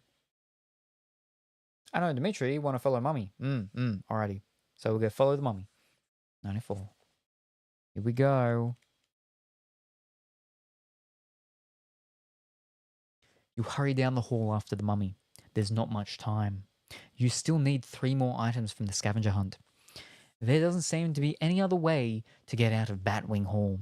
As you continue, the putrid smell grows stronger. Then, at the end of the hall, you see a beautiful gold mummy case, and leaning against the wall, beside it, is the mummy. The mummy's head rests on the case. Strange snorting noises come from under its bandages. With a start, you realize that the noises are snores. With a start? The mummy is asleep. You know that a piece of mummy's bandage is on the list, but what's the best way to get one? You spot some torn pieces of bandage inside the mummy's case. Should you take a piece from there? Or should you try to pull a strip off the sleeping mummy? Either way, you'd better hurry. It's less than an hour until midnight. Are we going to take a piece of bandage from the case? Or are we going to tear a strip off the mummy? Ooh. Quick pull. The case.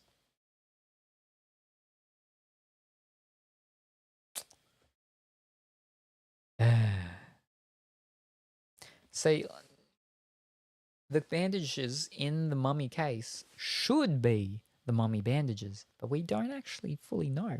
The only guaranteed way we'd know is getting them from the mummy. So yeah, case might be just from something else. Yeah, see, so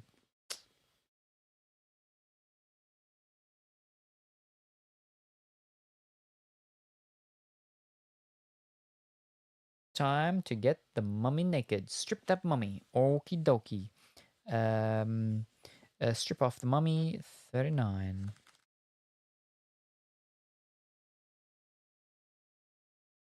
You hold your breath and approach the sleeping mummy. What will happen if you wake it? You move carefully, inch by inch. You reach your hand toward the mummy. Snorf. You jump back as the mummy lets out a disgusting snore. You pause, then reach out again. This time you manage to grab a small piece of bandage that is dangling from its left arm. Quickly, you pull. The bandage rips free, and the mummy didn't even move. What a sleeper! You have 2 of the 4 items on the list. The human bone and the mummy's bandage. Now you only need a straw from a witch's broom and 3 hairs from a werewolf. But time is ticking. I've searched the downstairs pretty well, you think to yourself, so the other items must be upstairs. You spot a narrow, circular staircase behind the mummy case. Up, up, up. Around and around you go. You're getting really dizzy, and the air is ice cold up here. Your teeth begin to chatter. Suddenly, the staircase ends in the middle of a musty corridor. You can turn left or right. Which way do you go? If you were wearing a sweater or a sweatshirt, turn to page right. Otherwise, head to the left. All right, so is anyone wearing a sweater or a sweatshirt? Okay then, I'll change to sleeping mummy. Woot woot. See, the mummy is my mummy. Too hot for that here. Yeah, exactly. Nope. Pajamas. Well, there we go. So no one's wearing a sweater or a sweatshirt, so we're going left. Head left. 68.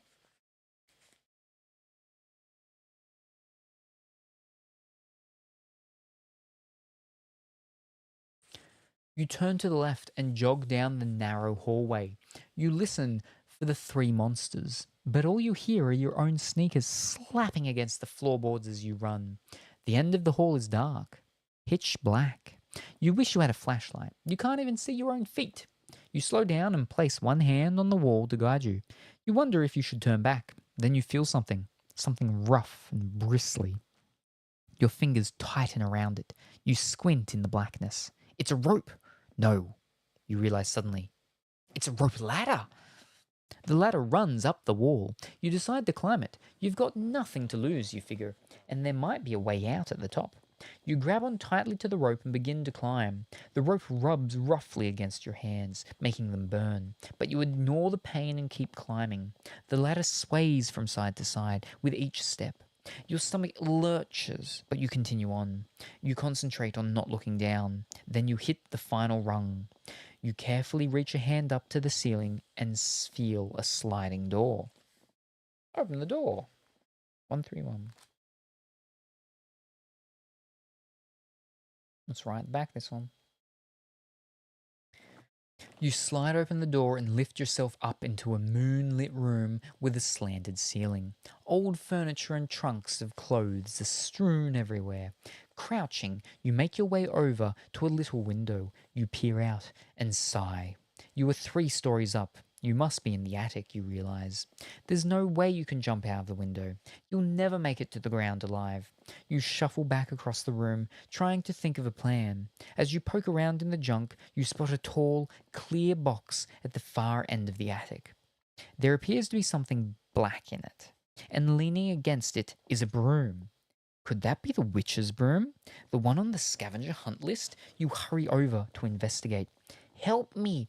A shrill voice cries as you reach for the broom. The voice is coming from the box. There's a woman trapped inside. Her face is lined with deep wrinkles.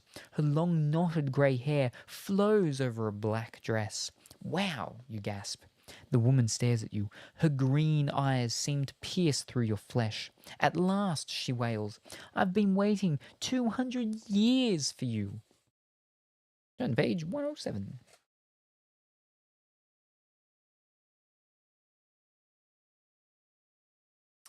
What? You cry. I've been imprisoned in this magic box for 2 centuries, the witch goes on. All this time I've waited for someone to set me free. Really? You say doubtfully. This sounds a lot like those fairy tales your mum used to read to you when you were 5 years old. Please help me, the woman pleads. You glance at your watch and then over to the broom. I'd like to help you, you say, but I have to find a straw from a witch's broom really fast. Otherwise, I'll turn into a monster. Well, I'm a witch, the woman tells you, and I have a broom. Help me and I'll help you. If you're a witch, can't you say a spell to escape, you ask? Don't you think I've already tried that? The witch spits back. It didn't work. Your gaze travels from the witch to the broom and back to your watch. Only 15 minutes until midnight. What should you do? If you choose to help the witch, go to 95. If you decide to leave her in her box and grab her broom, go to 44. Ho ho ho ho!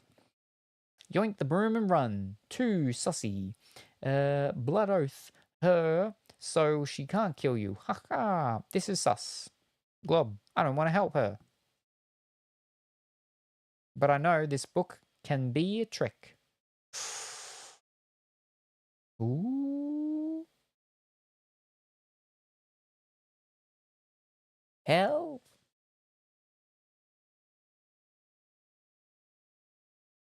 I'm into witches. Alright, so we're one on each. I'm saying just take the broom. Okie dokie. Here we go. Decide to leave her in the box and grab her broom. Go to page 44. Here we go. Hey, listen, I'm really sorry, you tell the witch, but I've got to look out for myself now. I'll try to help you later. Then you grab her broom. How dare you abandon me, the witch shrieks. She starts to rumble a string of weird words. All you can make out is something that sounds like amikazumi. At that instant, the handle of the handle of the broom glows, bright blue in your hand, and then the broom begins to move. You try to pull away, but you can't. Your hand is stuck to the broom. Hey, you yell, but it's too late. The broom lifts you up higher and higher. You wrap your arms and legs around it and hold on for your life. Then the broom starts to fly. Stop, you yell. You can hear the witch cackling in her box. You zoom straight to the ceiling, swerve to the left, then head for the little window. Faster, faster. You crash through the glass. The icy night air stings your face as you zoom, in circles through the sky. You stare down at Batwing Hall. Nick, Debbie, and Connor stand on the front lawn, pointing up at you. You made it out. Too bad you'll never make it down to the ground. The end. Oh, boy. Almost. Almost. You technically did get out, but you're too high up. If you're gonna you're gonna die on the broom, or you'll fall off eventually, and you'll fall down and die on the ground. But that is our third life, which means that we are still on book number 3 because we did not survive it. So hopefully we can remember the choices we made for when we do it next. Oh boy. Oh. Oh. Wow. To Hogwarts we go, of him doubting letting her out. But I was like, maybe it's trying to trick me into helping the witch. So it tricked you by making you think that by tricking us previously. But this time it was no trick. Or maybe it was a trick. And even if you did help her, then I don't know, she would have killed us or eaten us or something like that. Alright, we'll go to 2 boxes. Oof, open the box, the witch is in. Aha! So I would have survived. I do have boxes in the house. I don't have boxes in the room, so I do have to go get them. So the numbers you're looking at are probably, we'll start the ones at the front of the foyer area, heading backwards and then going into the guest room. So you probably got like 15, up to number 15. Survived at least for a moment, yes. I mean, that was the longest run as well. Very long, that run. 2 and 50. I don't have 50. Not in the house. But we can drop the 0. We can drop the 0. We can't drop the 5 because that's 0. We can drop the 0 and go 5. 5. There you go. All right. Well, I'll be right back. Let me turn off the intro thingy. And I'll be right back with box number 2 and box number 5.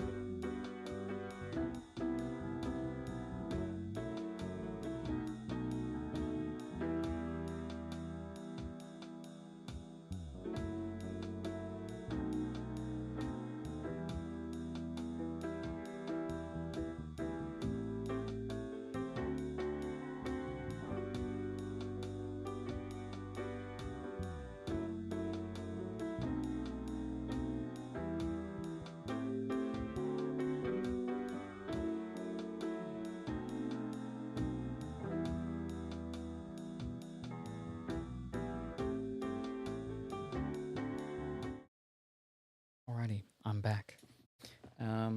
So,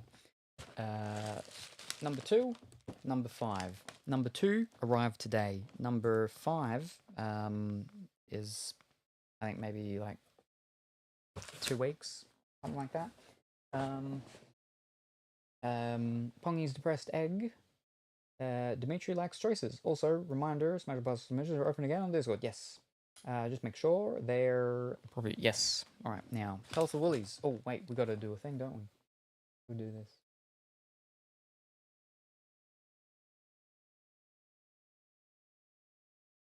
Oh.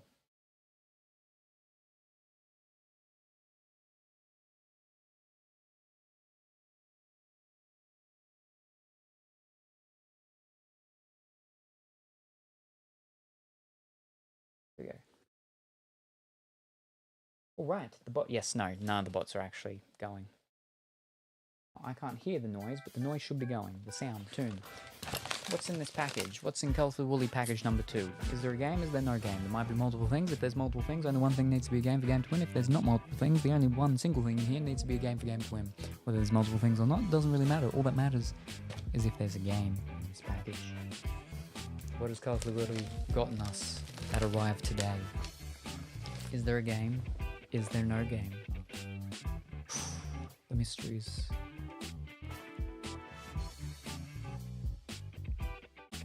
Where's the thing with the time thing?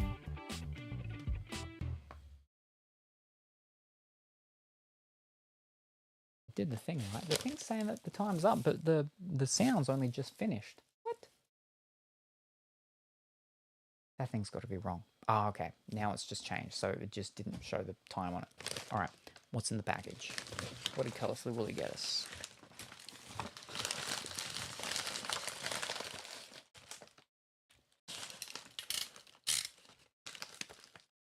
It's really given bowl.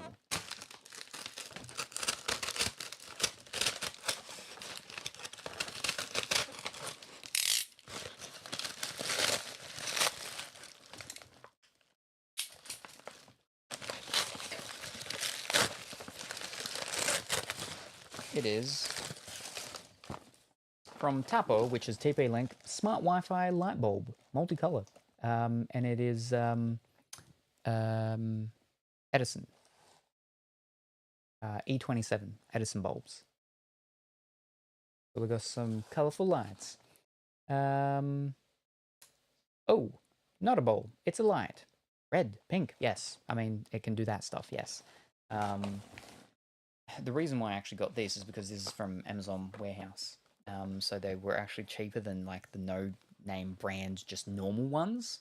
So I wasn't actually after specifically, what's called, because my main ones that I use are they look new. A little dusty, but so they were probably just returned ones. Yeah, just look like they're returned ones. But yeah, I needed some Edisons. So E27, E27 screw bulbs. Because there's a few lights that I've got in the house that are actually screw ones, and the rest are your bayonets. And yeah, like I said, normally I wouldn't have gotten it. I would have just got a normal cheap one, but there was the Amazon warehouse thing, so it was actually cheaper to get it. And I do have some Tapo things. Most of them are actually smart plugs, smart power things. And so, yeah, I already do have the app thing. Yeah, but these probably won't be used for that.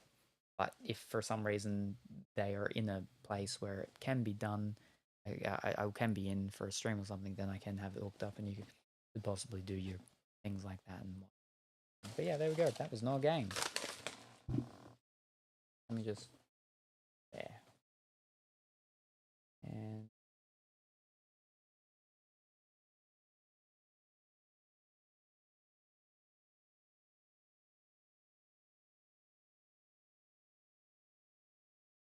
game. Fantastic. Got some bulbs. See, if it stayed raining and it was darker, I could have turned on our what's it called thingy for some ambient light, but way too bright for that, unfortunately. Now let's start the next one. What is in Pongy box number 5?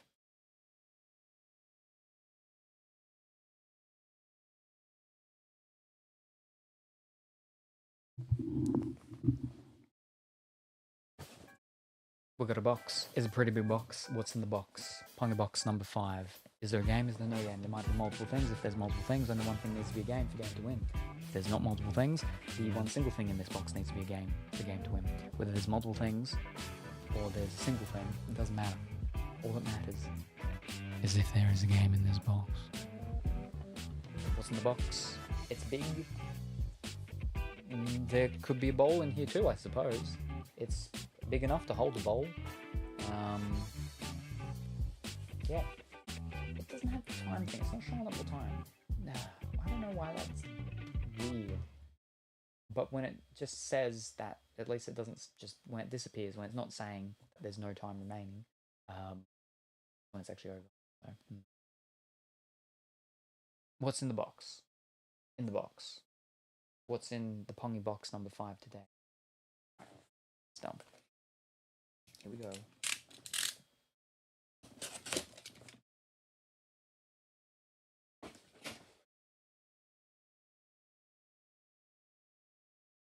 Box actually has like a cuddle on it already.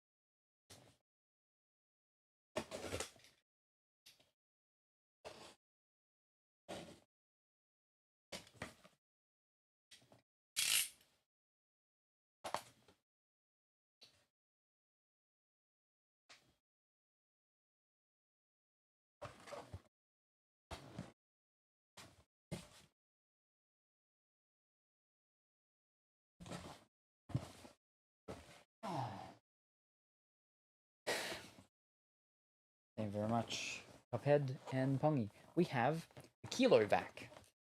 Kilovac. Ooh hoo hoo. This is actually my second one. I got my first one a couple years ago, and it's also from Amazon Warehouse.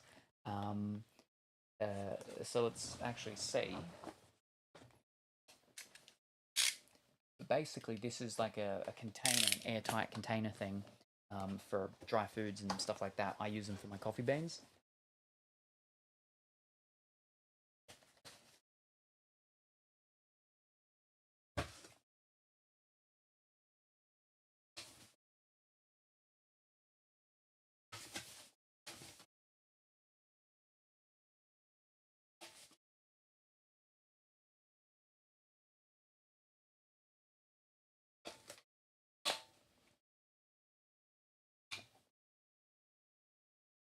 That's brand new. It's like a little dusty on the outside, but the inside, it's brand new. It's still got the moisture, Salem crystal things, whatever they are. Ooh. There we go. Yeah, so there we go. That kilo vac. Yeah, I've only got one other one. That's a kilo one.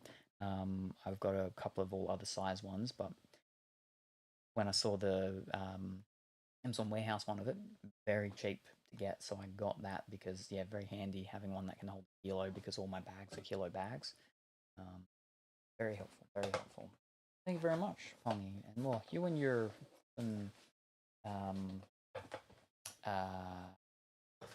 coffee bean stuff all the time.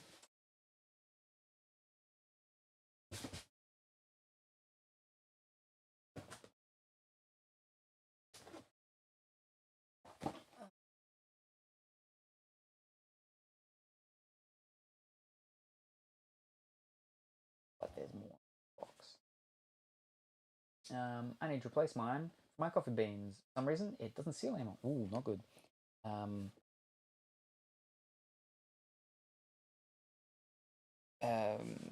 Pongy also got us After School Craft, Volume 3.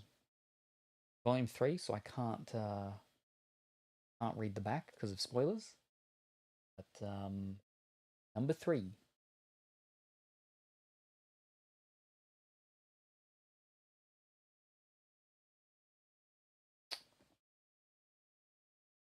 There it is. Volume 1 and 2 are up there. Now we've got Volume 3. Oh.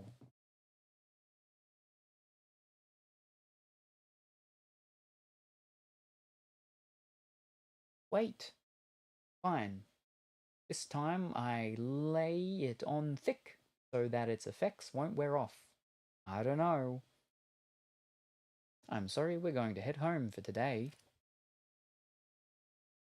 Guys, sorry for the trouble. How is it even you? Some doll like you?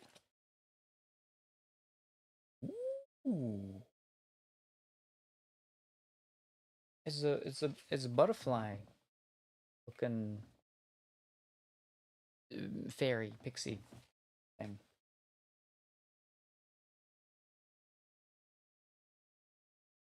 Yes. You've done the research. I'm going to give you... I'll pass for today. You all have fun. Very good. Wonderful. Fantastic.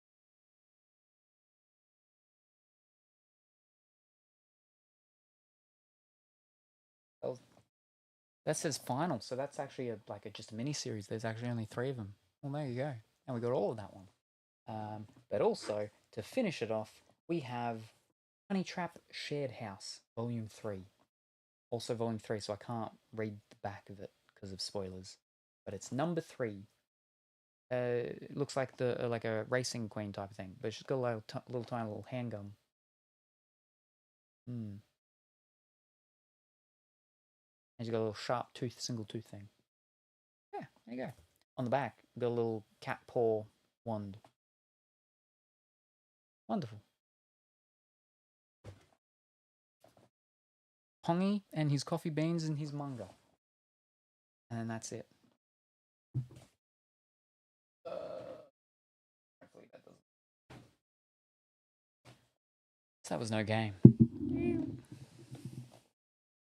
Alright.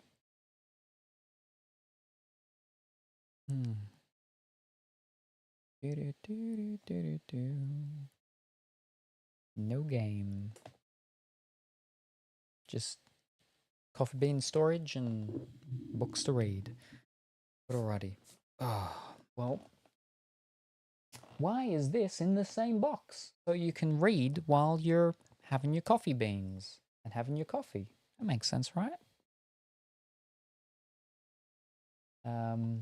But yes, that's it for me today here with this. When will I be back and what will I be doing? Well, I might be back very late this evening. Very late this evening, so it's very early tomorrow. Maybe when it is dark. We'll see.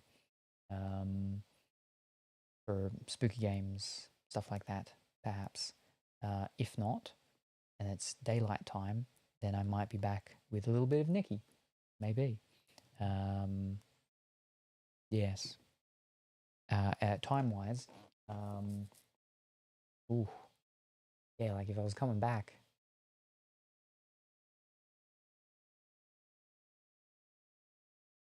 it'd be like 8 hours. I might be back in 8 hours. Otherwise, I might be back in like 18 hours. Who knows? We'll see how the weather goes. It'll be spooky games or Nikki or something. And then after that, could be tomorrow night. And then after that, it should be Saturday with Dimitri again. And I'll talk to him tonight and we'll figure out what we'll do. But yes, I think if you're streaming, reading, no worries. Talk later. Bye all. 8 hours, perfect time for me to go to sleep. Alrighty, no worries. Thank you everybody for joining. Very much appreciate it. Hope everyone has a wonderful rest of their evening, morning, or afternoon. Whatever the time happens to be for you. Say hi to your mum for me, and I'll see you next time. Bye for now. Hello, Gingerbread Salem. I see you have a banana threatening me. Well, ease up. Ease up. I mean, I find that quite inappropriate, Colourfully Woolly. You know, well, first of all, my middle pocket banana is not threatening. It's very thin, it's long, but it's soft. It's not threatening at all.